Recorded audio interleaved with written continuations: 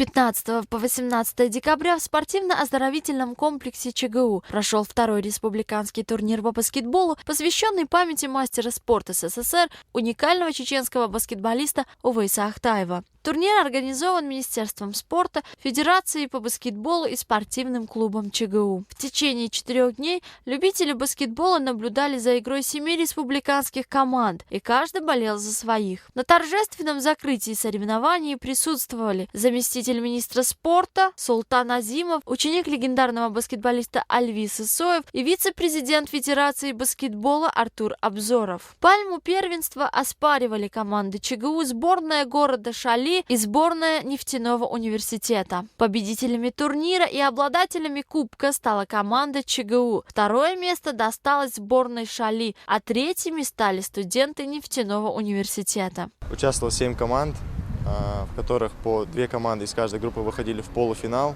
и между собой разыгрывали путевки в финал. Далее мы, команда ЧГУ, встретились с командой Шали и выиграли у них со счетом 91-33.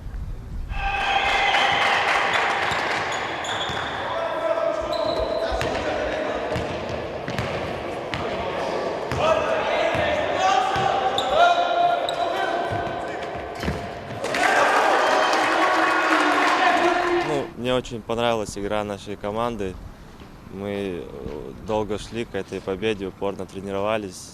И остальные команды тоже хорошо показали себя, но наша команда была на голову выше остальных.